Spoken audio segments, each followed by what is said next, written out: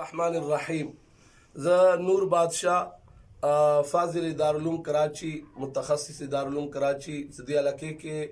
د مسلمانانو مونږ ته مفتی نه یای په حیثیت د عالم دین خپل مسلمانانو ټولو حضرات او خواتین ته دا پیغام ورکوم چې یو عالمي وبا دا یو ازمایش او لویه فتنه ده او دا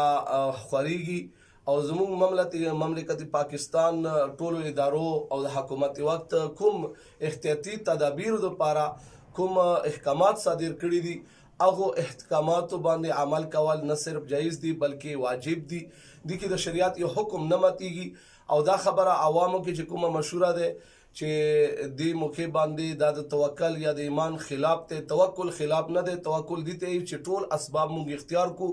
نتیجه به صرف الله ته سپارو او دا د ایمان خلاف نه ده بلکې شریعت مت حکم کوي چې په دې موقع باندې مو د احتیاطي تدابیرو مکمل پابندي وکړو. الله جل جلاله فرمایي ولا تقتلوا انفسکم ان الله کان بكم رحیما چې تاسو خپل ځانونه ما قتلوي الله پاک تاسو باندې رحم کوونکی ذات ته ولا تلقوا بأيديكم الى التهلكه خپل ځان حلقات کې ما چوي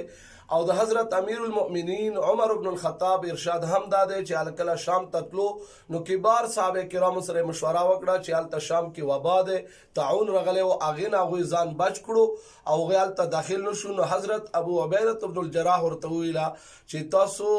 د فرارا من قدر الله تاسو د الله تقدیر نه تخته نو حضرت عمر فاروق ورته ویلا چې نعم نفر من قدر الله الى قدر الله زموږ د الله یو تقدیر نه زو بل تقدیر ته نو په دې موقع کې هم څه کوم احتیاطي تدابیر دي دا د تقدیر خلاف نه دي وما علینا الا البلاغ.